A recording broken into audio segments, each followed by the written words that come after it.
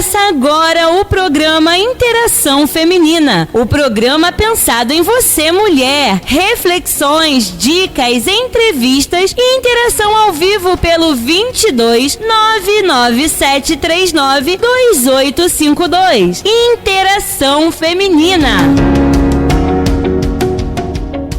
Crente, a paz do Senhor, chegamos com mais um programa Interação Feminina, o programa pensado em você, mulher, programa que abrange a toda a família, assuntos e temas interessantíssimos para a nossa vida, temas que nos ajudam, que nos fazem compreender e que nos estimulam. No programa de hoje eu vou ter algumas convidadas aqui bem importantes, que vamos tratar de um tema talvez polêmico, mas necessário para os dias de hoje, para a nossa atualidade. E é isso, espero que vocês fiquem aí comigo, sejam todos muito bem-vindos. Pare aí um pouquinho do seu tempo para prestar atenção, porque é um tema bem importante para as nossas vidas, para a nossa família. Eu sou a Michelle Oliveira e cheguei para te fazer companhia no programa Interação Feminina. Lembrando que o programa Interação Feminina reprisa às 17 horas, então você terá a oportunidade de nos ouvir mais uma vez pela rádio. Além da reprise na rádio às 17 horas, nós temos a gravação no nosso canal do YouTube, o @ Rádio Interativa FM 87,9. Não pode esquecer de ativar o sininho, deixar o seu like e compartilhar com a sua rede de interação. Quanto mais você curtir, quanto mais você compartilhar, mais pessoas serão atingidas. E assim também o nosso canal ele vai se expandindo de uma maneira a qual você estará fazendo parte deste crescimento. Lá no nosso canal do YouTube você também vai encontrar mais programas que edificam a sua vida, como o programa Conhecimento que Transforma e o Altos Louvores, ou seja, a programação completinha está lá no nosso canal do YouTube. Eu convido você a interagir também mandando um alô através do nosso WhatsApp 22 99739 2852. WhatsApp 22 99739 2852. Se você tiver alguma dúvida, quiser deixar um alô, dizer que você está participando juntinho com a gente, é só entrar em contato através do nosso WhatsApp. E você que tem Instagram, segue a gente lá, @Rádio Interativa, @Rádio.Interativa. Pelo Instagram você também consegue ver recortes do programa e saber sobre o tema que foi falado na semana. É isso, né? Vocês não têm desculpa para nos acompanhar. Sejam mais uma vez bem-vindos ao nosso programa, a nossa família. E a partir de agora nós vamos nos concentrar, respirar fundo e aproveitar porque é o momento da nossa reflexão. O tema da reflexão de hoje é bênçãos sobre as crianças. O versículo-chave está em Marcos 10, versículo 16. Marcos capítulo 10, versículo 16, que diz: Então Jesus tomou as crianças em seus braços e as abençoou. Bom, hoje especialmente falaremos sobre crianças, mediante já o tema que trataremos, Maio Laranja. Então, se concentra um pouquinho nessa reflexão que o Senhor colocou no meu coração, seja abençoado por ela assim como eu fui, e que o Espírito Santo possa ministrar no seu coração, assim como ministrou no meu também. Bom, a Bíblia, ela não usa especificamente o termo abuso infantil. O que a Bíblia nos diz é: as crianças têm um lugar especial no coração de Deus. E qualquer um que prejudique uma criança está convidando a ira de Deus sobre si mesmo. Quando os discípulos tentaram impedir as crianças de virem a Jesus, ele mesmo repreendeu e as recebeu alegremente ao seu lado. Jesus disse: Deixai vir a mim os pequeninos, não os embaraceis, porque dos tais é o reino de Deus. Marcos 10, 14. Então, Jesus tomou as crianças em seus braços e as abençoou. A Bíblia é a palavra de Deus e ela promove a bênção infantil e não o abuso infantil. É bem interessante e bem importante que a gente ressalte isso, porque a palavra do Senhor ela tem sido distorcida muitas vezes. A palavra do Senhor ela tem sido, de maneira intencional, reescrita por muitos de uma maneira falsa, de uma maneira mentirosa.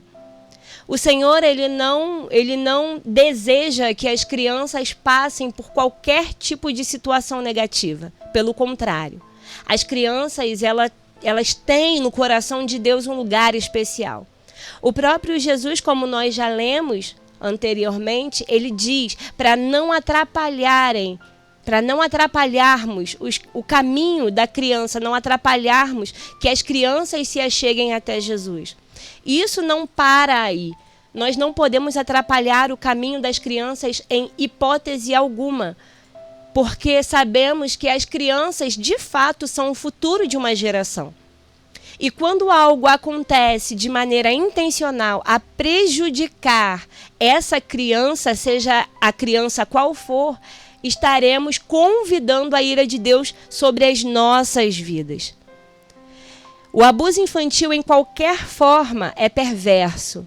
Qualquer pessoa que suspeite que uma criança esteja sendo abusada tem a obrigação de denunciar a situação às autoridades competentes. Entendam uma coisa, estamos numa era, numa vivência, numa época das nossas vidas em que tudo é 8 ou 80, né? Ou você nunca bate na sua criança ou você bate de maneira excessiva. A palavra do Senhor, ela nos ensina bastante. A palavra do Senhor, ela nos conduz nos nossos caminhos. E ela nos ensina a ser humanos melhores. O que eu quero deixar para nossa compreensão hoje é: nenhum tipo de violência contra a criança, seja ele verbal, emocional, nenhum tipo de violência é aceito por Deus. O Senhor, ele nos mostra que nós precisamos instruir as crianças no caminho a qual elas devem seguir. Se nós tivermos sabedoria, nós instruiremos as crianças da melhor maneira. Entretanto, educação dá trabalho. Educação é algo que o ser humano ele precisa entender, que antes de ter um filho ele precisa estar amadurecido. Pois, do contrário, as frustrações no ser humano podem refletir na vida da criança. Nenhuma agressão contra a criança é justificada. Não podemos justificar agressão à criança. É por amor. De maneira nenhuma. Quem ama não agride. Ou, do contrário, quando o esposo bate na esposa, não seria necessário chamar nenhum órgão para que houvesse um auxílio, uma ajuda a essa mulher. Não existiriam leis de suporte para a mulher. Se qualquer tipo de agressão contra o idoso fizesse bem, fosse sinônimo de amor, não existiriam leis que dão suporte ao idoso. Eu digo agora quanto aos animais. Quando existe agressão contra um animal, órgãos são selecionados, são acionados para que esses animais eles tenham suporte de segurança. O que é que justifica o ser humano a agredir uma criança?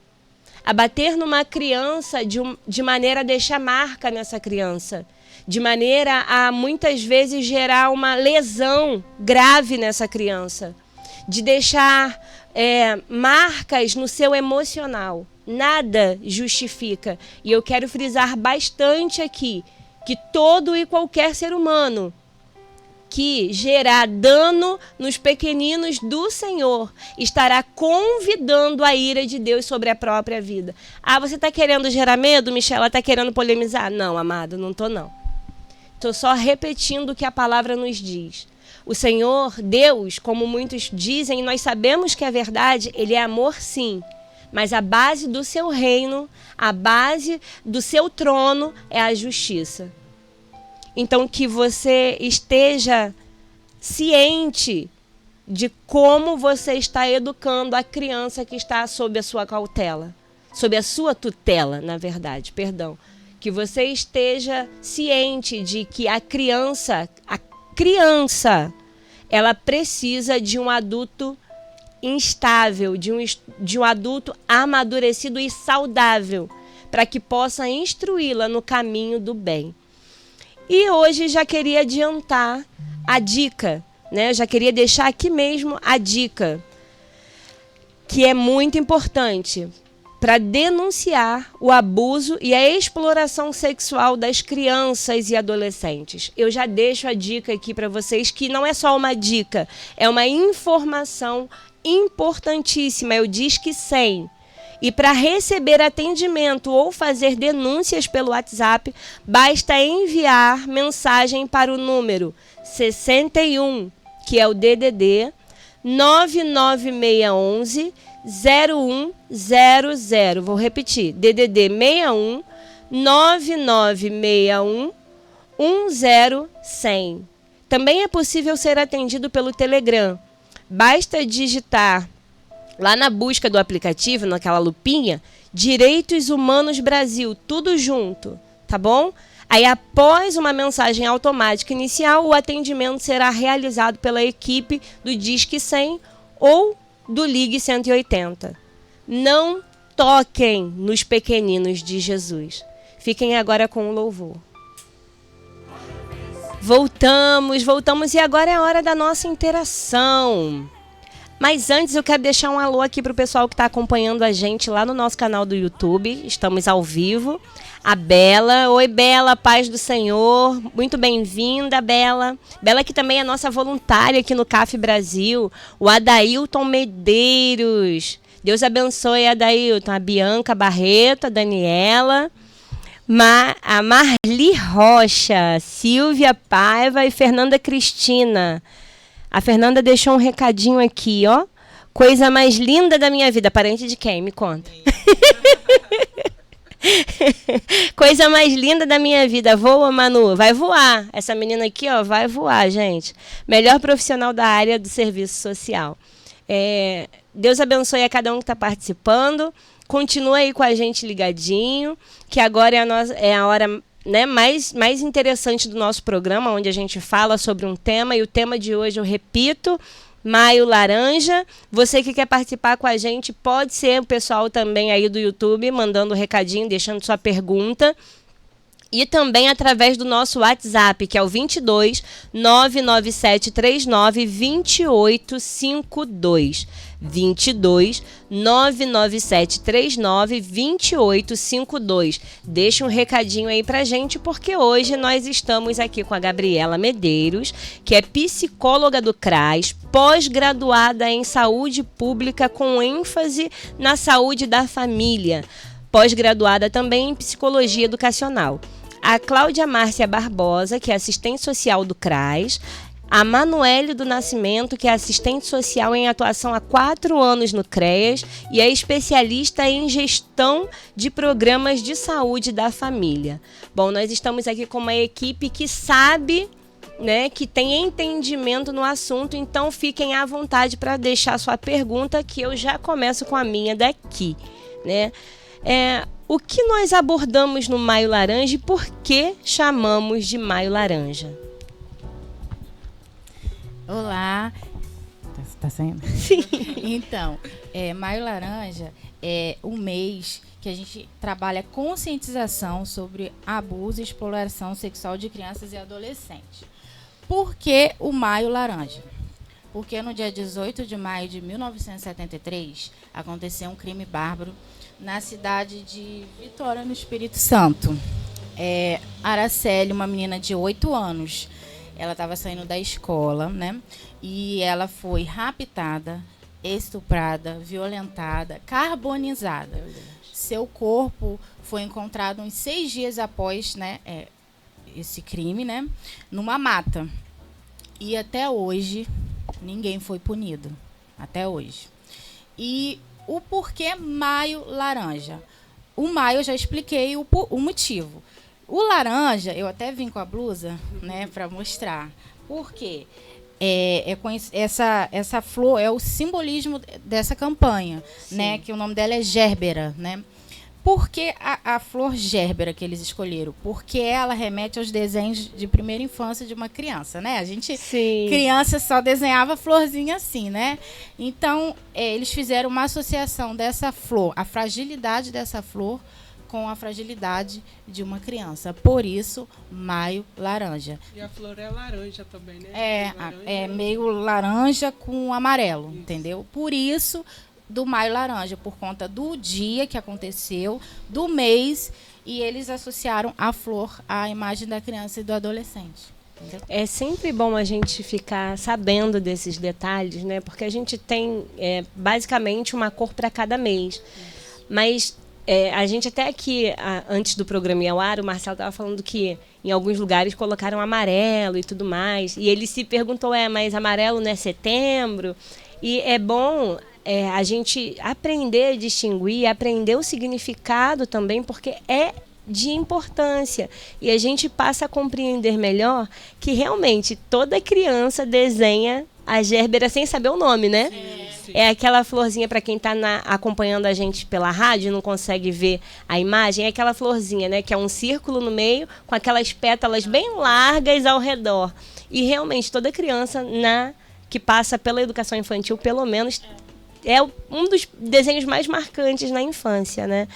E o que é considerado exploração e abuso sexual? Olá, gente. Eu sou a Manoele, né? É bom a gente fazer essa diferença, que acaba que os dois são violação de direito, né? Só que a violência sexual é qualquer ato libidinoso com cunho sexual que seja feito para criança. E a exploração é quando qualquer adulto ou adolescente maior, né, maior do que a criança, utiliza, né, da sexualidade da criança, faz algum ato, ou filma, ou tira foto, e com cunho de ganhar valor, né, ou pode ser dinheiro, ou pode ser troca, ou qualquer outro tipo de benefício. Então, por isso que nesse maio laranja a gente combate muito essa exploração e o assédio sexual, o abuso sexual.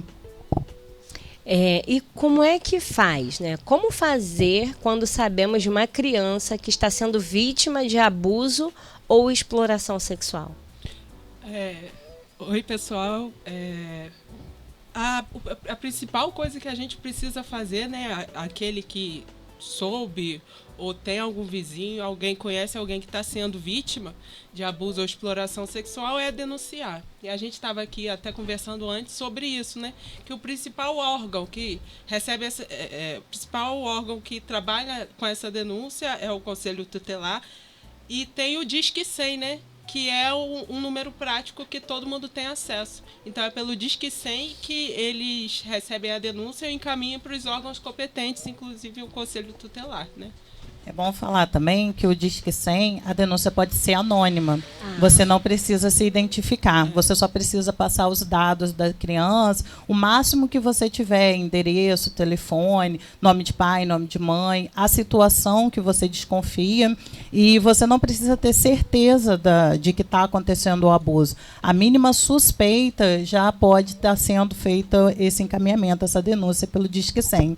E a gente tem algumas portas de entrada, né, para as denúncias, que são as escolas, os hospitais.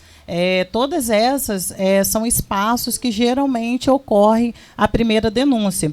E qualquer pessoa que trabalha, né, nessa área da educação, qualquer profissional, ao saber o mínimo a suspeita, ele tem a obrigação de denunciar. Assim como os pais também, ao saber, têm a obrigação de estar denunciando para proteger essa criança. Você citou o Conselho Tutelar, né?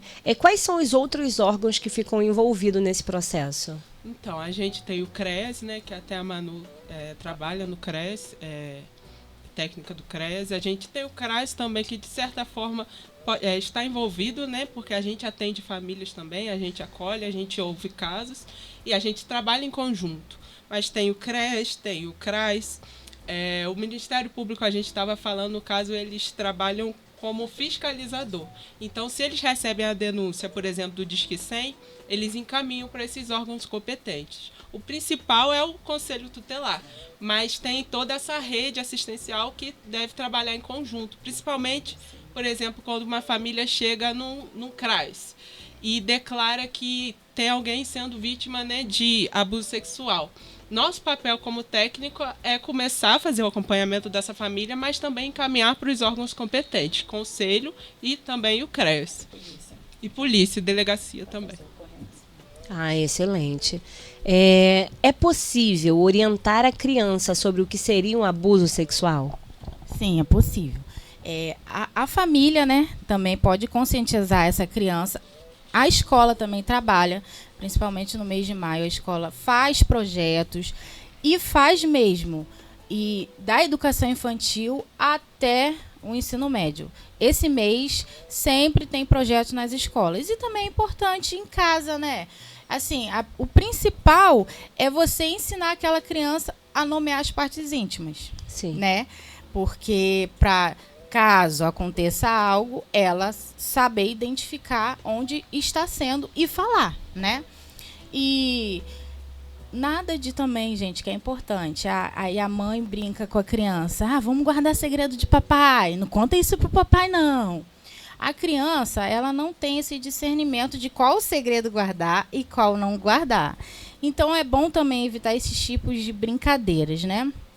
E a escola também, eu falo porque eu também trabalho em escola, e a gente trabalha com todos os segmentos. Claro que cada um a gente vai trabalhar de uma forma. Com a educação infantil, que é o que eu trabalho de uma maneira lúdica, né? Como eu te falei, ensino, né, a nomear as partes do corpo, que aqui não pode tocar, que o nosso corpo é um tesouro, é uma joia preciosa, a gente precisa guardar.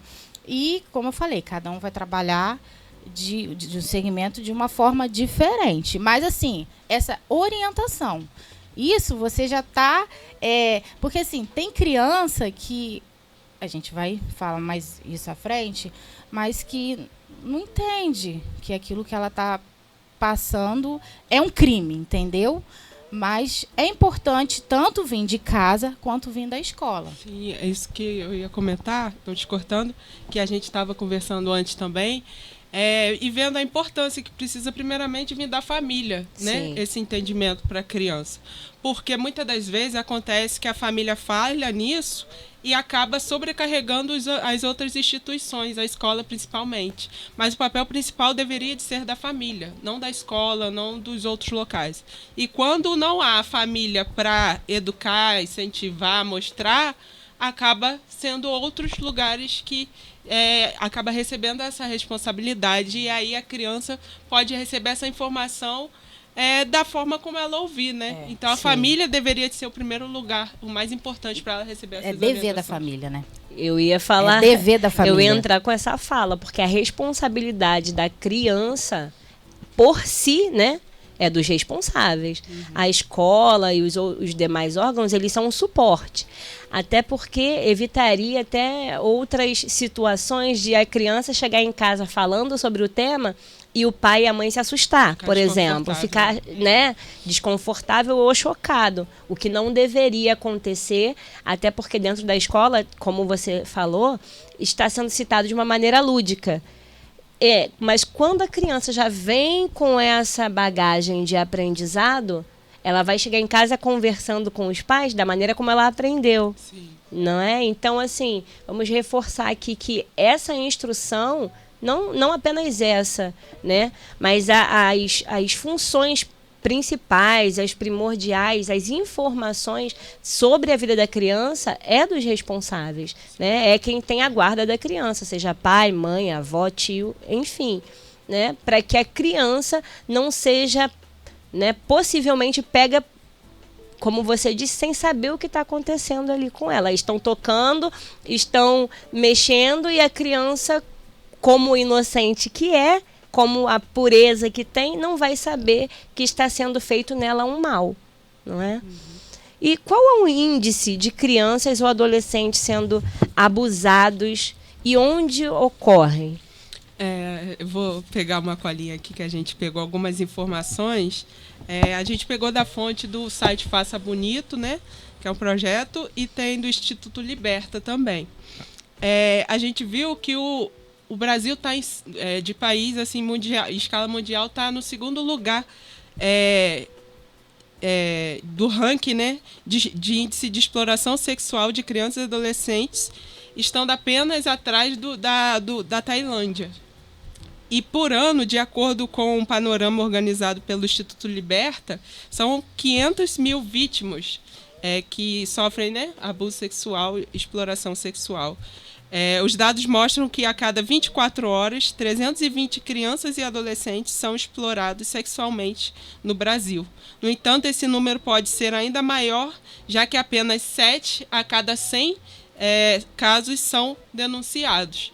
Outro dado importante que a gente estava conversando é que 61%, mais ou menos 61% das vítimas de estupro no Brasil têm entre 0 e 13 anos. E 71,5% dos estupros são cometidos por um familiar.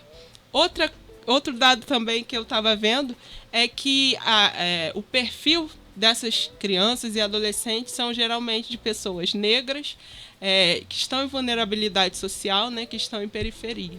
Esse é o número maior assim, que a gente consegue encontrar nos dados. Então, são informações assim, que são escandalizadoras assim, para a gente, né? Os números são bem mais altos do que eu imaginava. Eu sabia que era uma crescente, mas não sabia que estava... Foi o que a gente estava conversando, né? A gente não tem noção desse número. No mês de maio, que é separado o mês, né, do combate, né, dessa conscientização, dessa campanha, que a gente fica, meu Deus, escandalizado. Mas, assim, é um tema que a gente precisa trabalhar todos os meses, né? Sim. E, assim, você viu? O Brasil está em segundo lugar, gente. E, assim, a gente não tem conhecimento disso. Isso não é divulgado, isso não é muito falado. Outra curiosidade também é que quando fala de violador, né, a gente viu ali que as estatísticas mostram que é sempre alguém dentro de casa. Muitas vezes é a própria mãe. E a gente tem esse pouco de estigma que acha que o abusador é só um homem.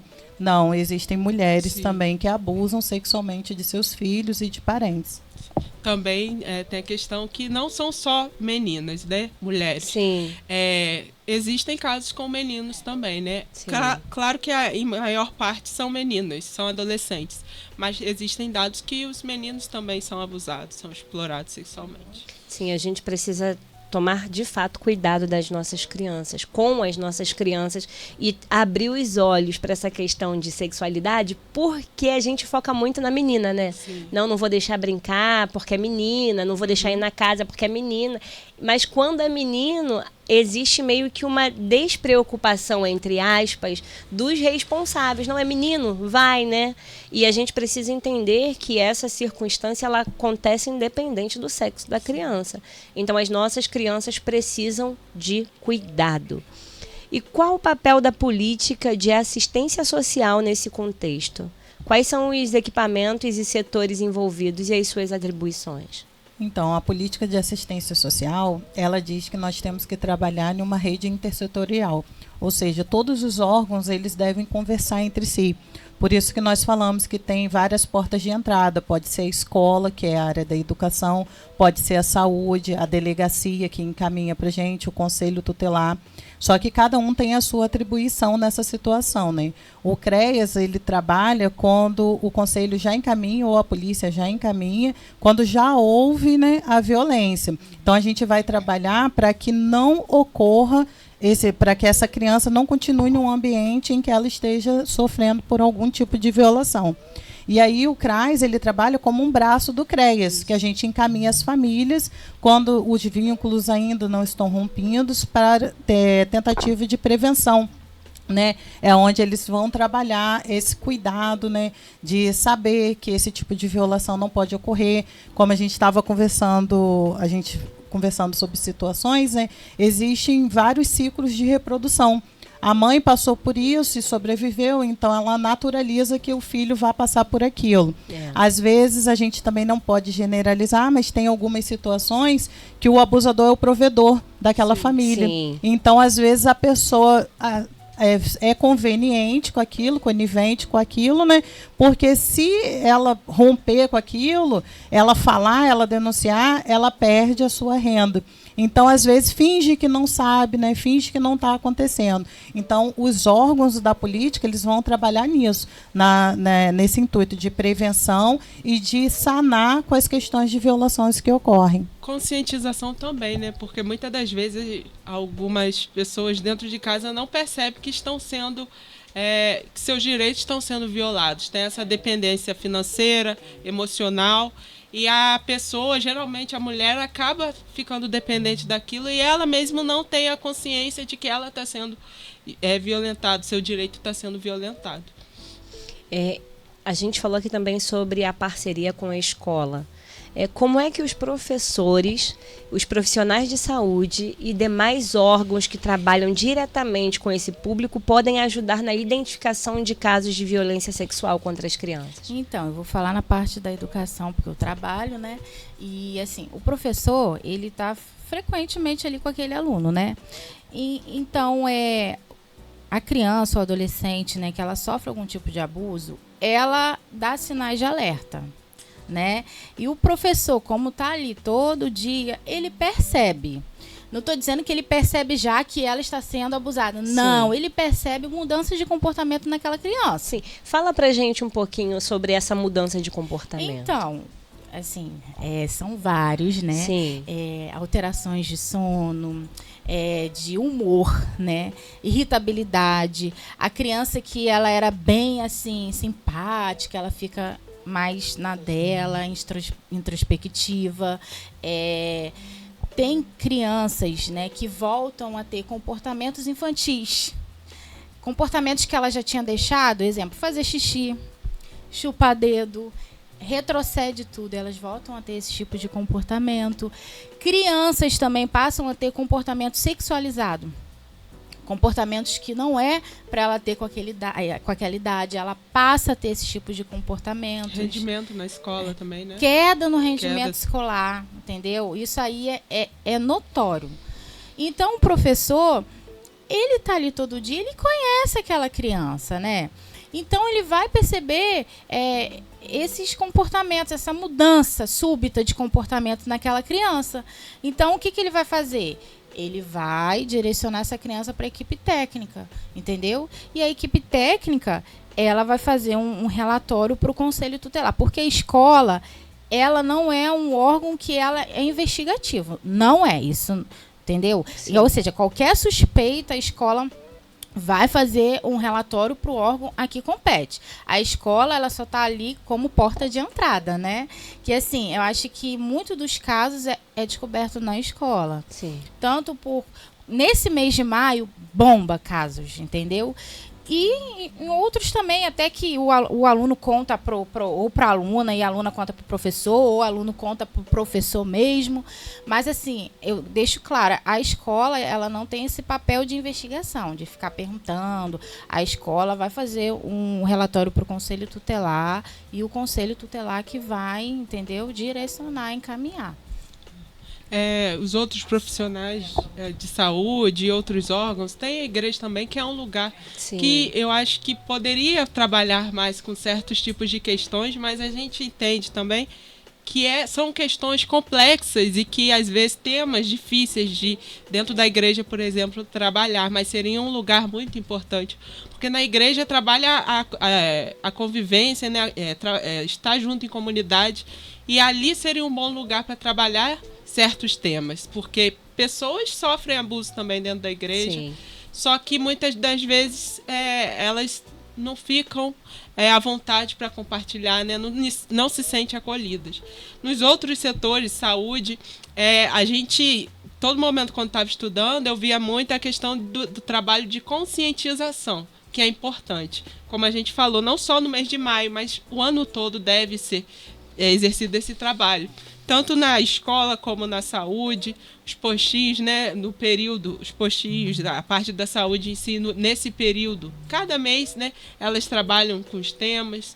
Então, é importante o trabalho de conscientização, principalmente, para que a família entenda como que deve agir, né, nas situações quando descobre que, talvez a mãe descobre que sua filha está sendo abusada pelo padrasto, pelo marido, pelo avô.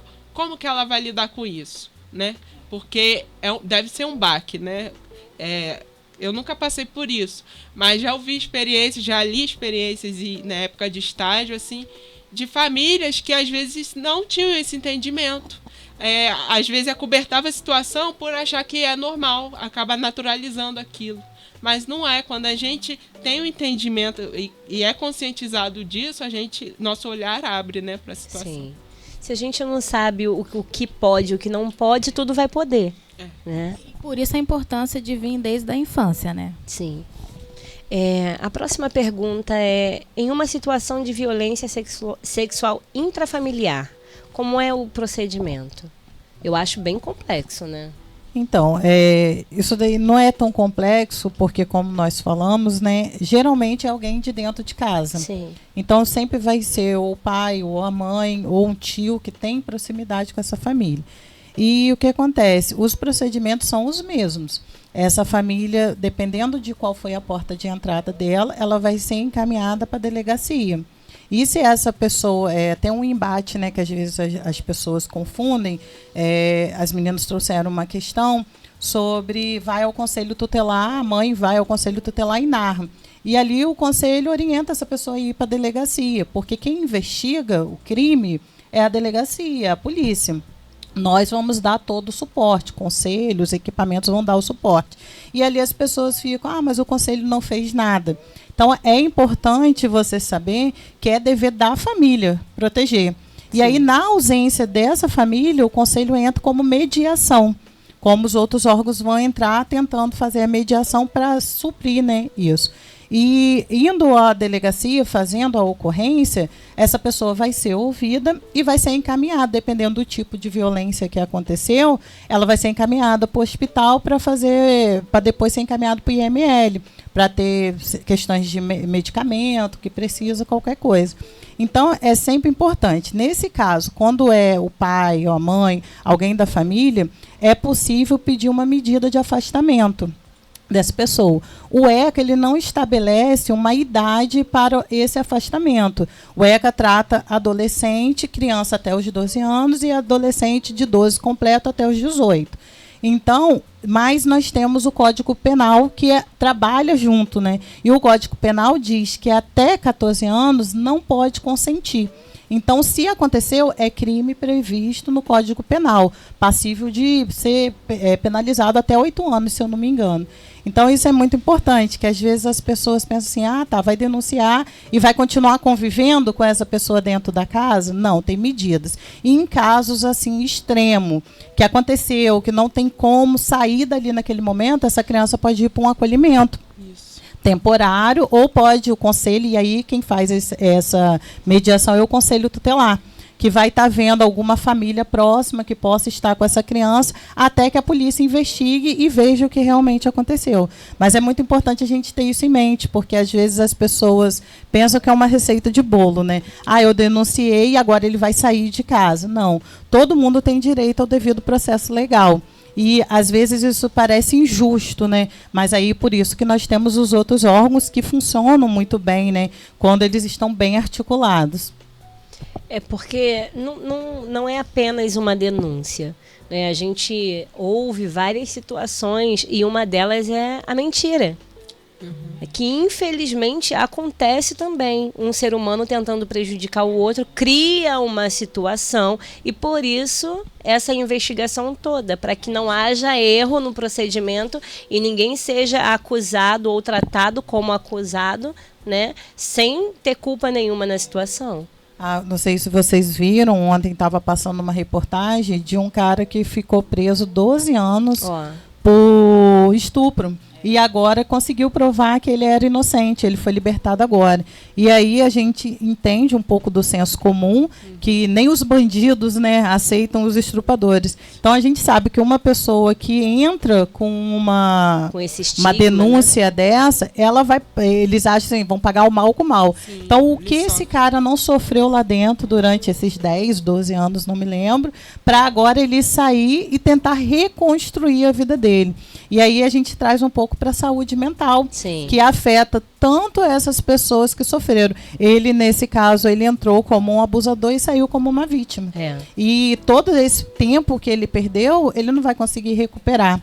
A mesma coisa é com as pessoas que conseguem romper com esse ciclo de violação e denunciar. Então, ela precisa ser acolhida pelos órgãos, ela precisa ser acolhida. Tanto na delegacia, quando ela vai narrar, tanto no IML, que vai fazer esse procedimento, tanto nos órgãos que vão estar acompanhando ela durante esse procedimento. Sim. E por que as crianças não contam que elas têm sido abusadas? A gente viu que às vezes é porque elas não sabem, mas quais seriam os outros motivos? Porque ela, nesse processo, né, que está acontecendo isso com ela está sendo ameaçada pelo abusador, entendeu? E as pessoas acabam não desconfiando. Ela também se sente culpada, entendeu? De estar acontecendo aquilo com ela e ela está permitindo. Então, assim, envolve uma série de fatores para ela não contar, entendeu? Ela pode ter vergonha. O sofrimento também, ela ter que estar falando isso várias vezes, o que ela está passando, a vergonha, entendeu? O medo dela falar e esse abusador fazer alguma coisa com alguém da família, porque eles ameaçam, a gente sabe disso, né? Até Sim. a dependência emocional financeira também que a gente estava falando, a criança muitas das vezes tem consciência disso, às vezes é um parente próximo, um pai, um tio, que a família ali depende dele, né, para prover ali o lar. Então ela fica com medo, ela acaba ocultando aquilo para não atrapalhar o andar, né, da família dela. E como agir com uma criança quando ela conta que foi abusada? A gente estava conversando, né, que eu acho que a gente precisa ter seriedade. Não é que a gente tem que acreditar em tudo que a criança fala, né? Muitas das vezes a criança mente também porque ela tem um objetivo naquilo, então ela inventa umas coisinhas. Mas a gente tem que acolher primeiramente, né? Quando uma criança decide contar para você que ela está sendo abusada, foi um passo muito difícil que ela teve, que ela decidiu dar, né? Então a gente primeiramente precisa acolher, precisa ter uma escuta, demonstrar para ela segurança, né? E acolhimento, e mostrar para ela que você está ouvindo, que você está entendendo, que você está ali para ouvir mesmo. E a partir dali, o dever nosso, né, de quem está escutando, é denunciar, é procurar os órgãos competentes. Não é ouvir e ficar calado, não é ouvir e passar para o vizinho, para outra família. E fulano me contou, menina, que está sendo abusado pelo pai de não sei quem. Não é. A gente estava até conversando sobre isso, da importância do sigilo. A gente, quando recebe esses casos, é nosso dever como profissional guardar, ter o sigilo. Na escola é importante ter o sigilo, porque essa criança, até dar esse passo de vir contar pra gente, ela ainda vai ter que passar por muitos lugares e talvez em cada lugar ela vai ter que falar a mesma situação. Então isso causa dor nela, faz abrir as feridas que ela já estava tentando cicatrizar, né, com o tempo. Que às vezes a situação aconteceu há muitos anos atrás e ela talvez aconteceu na infância e na adolescência que ela teve coragem para contar. Então, ela já estava criando casquinha no machucado. E aí tem que abrir essa ferida, né? E passar por esses órgãos e ter que contar tudo de novo é muito difícil para ela. Então, a gente precisa demonstrar segurança para ela. E eu não sei se eu posso dizer crença, né? Mas demonstrar que você está entendendo, que você está ouvindo, que você vai procurar dar ajuda para ela.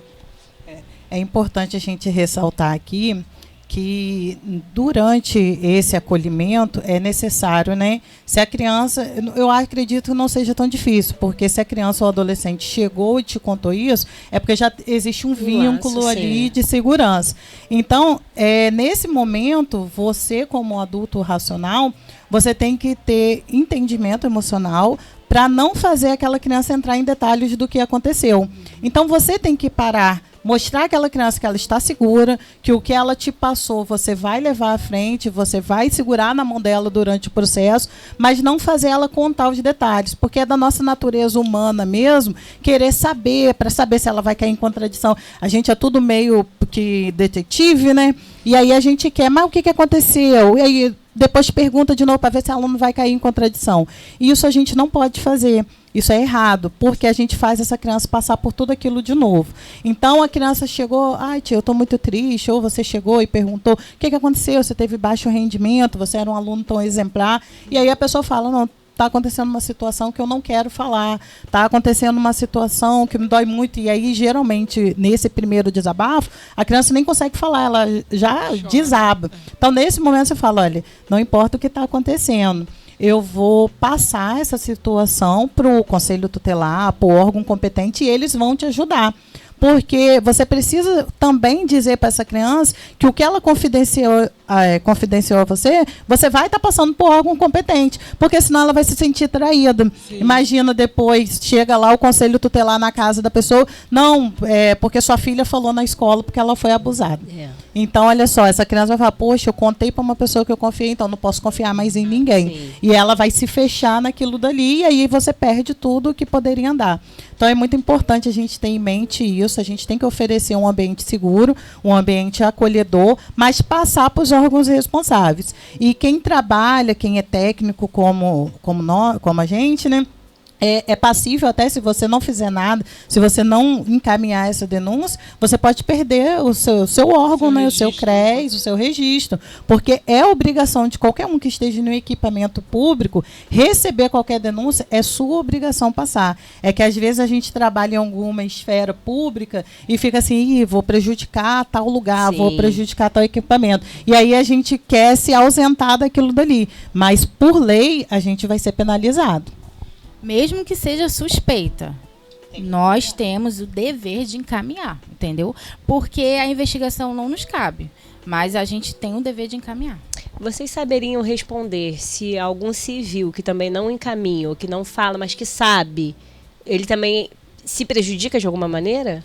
Se durante o processo, né, se isso chegar à tona em algum lugar, e durante algum processo, né, seja no conselho tutelar ou no próprio inquérito da polícia, sair o nome dessa pessoa, ela pode ser imputada até como cúmplice, porque ela sabia, soube de uma denúncia, essa denúncia foi confirmada lá na frente e ela não falou, então ela se torna também um abusador.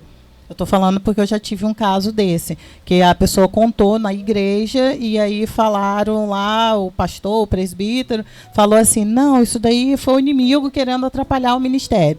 Olha, minha filha, não faz isso, que o diabo está te usando tal, e a pessoa não contou. E depois chegou para mim, eu era conselheira tutelar na época, e aí eu tive que mandar para o Ministério Público, porque senão quem vai responder sou eu por omissão.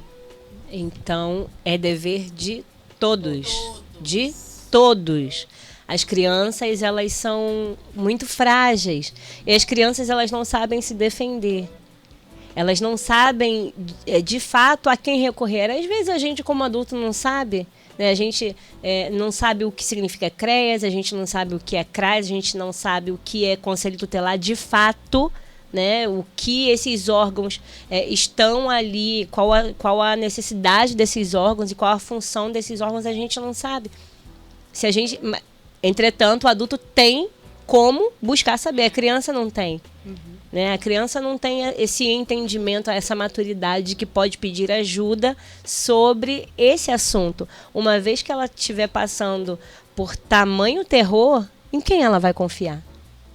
Né? Se, como foi dito aqui, na maioria dos casos, é sempre de alguém da confiança da família que deveria proteger, a quem é que eu vou pedir socorro do lado de fora da porta da minha casa?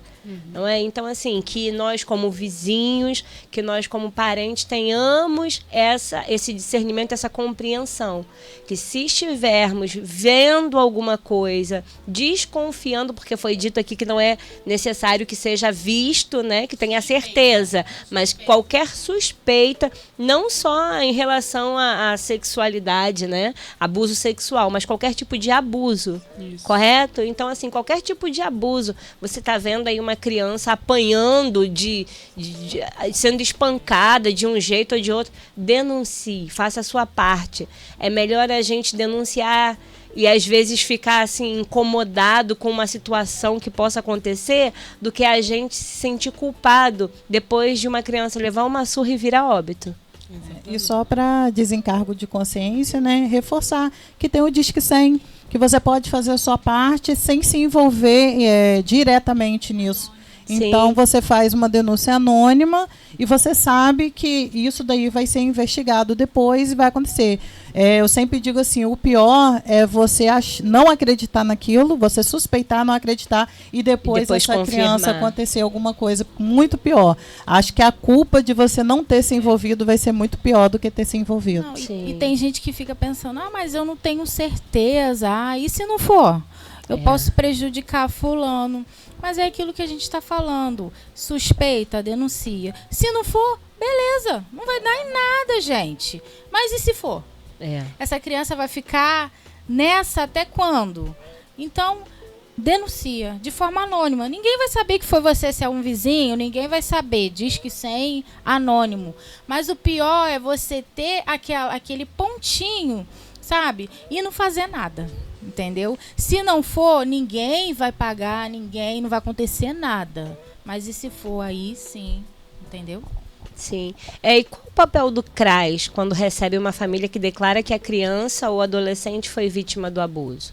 É como a gente falou, o trabalho do CRAS, né, é receber essas famílias, acolher, não só com esse perfil, né, mas a família que está em vulnerabilidade social e econômica, ela pode procurar o CRAS, até mesmo que não esteja, mas que precise de orientação, ela pode procurar o CRAS. E a gente recebendo, a gente como técnica, eu assistente social, mas tanto assistente social como psicólogo, faz o trabalho técnico, e a gente acolhe essa família, a gente referencia, se for o caso, por exemplo, como o caso de um abuso sexual, a gente referencia para começar um acompanhamento familiar e a gente vai encaminhar também para os órgãos competentes, como o CRES, né, porque quando a família está em risco social, é para lá que precisa ir também, para trabalhar em conjunto nesse acompanhamento, para o Conselho Tutelar, porque é um órgão que defende o direito da criança e do adolescente.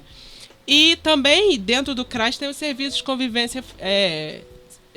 convivência, fortalecimento de vínculos, que trabalha, né, traz temas que discutem, que conscientizam essa família. Então, procura trabalhar com os vínculos familiares ali para que eles não sejam rompidos. Então, a gente acolhe, a gente escuta o que for necessário, né, a gente encaminha e a gente trabalha em conjunto, né, com o CRES, né, nesse acompanhamento. A gente está chegando ao fim, né? Mas eu queria que vocês deixassem um recadinho para as pessoas que estão ouvindo a gente. A gente já aprendeu, né, que tem o Disque 100, que é denúncia anônima. A gente já aprendeu que a nossa obrigação, nossa função enquanto sociedade é cuidar das crianças e dos adolescentes. E a gente aprendeu que existe um órgão para cada situação, para cada circunstância. Então, eu queria que vocês deixassem uma palavra para os nossos ouvintes, né? Cada uma pode deixar uma palavra e que traga essa consciência, que traga essa responsabilidade enquanto sociedade. Porque a gente ouve muito assim, não é meu problema, não vou me envolver, senão vai virar um problema meu. Né? Ou pior, a gente escuta muito, não, o problema não é meu não, é ali com o vizinho, não vou me envolver não, senão o problema vai chegar até a minha casa. Ou então, não vou me envolver não, porque cada pai sabe como cria, como educa o seu filho. E aí a gente deixa a criança apanhando e aí a gente deixa a criança sofrendo. Mas o que falar para essas pessoas? o que aconselhar de fato a essas pessoas que estão, às vezes, ouvindo, às vezes presenciando, que não é bem por aí, né? Eu vou falar primeiro rapidinho. Você falando, uma palavra que vem à minha mente, e sempre quando eu como assistente social, né, no decorrer da faculdade, uma coisa que eu aprendi muito e dei valor é sobre a empatia, né? Da gente se colocar no lugar do outro. E eu acho que mesmo se eu não fosse assistente social, eu acho que lá no fundo eu ia ser, porque eu sempre me coloquei, eu sempre gostei de conversar muito com pessoas e de ouvir histórias.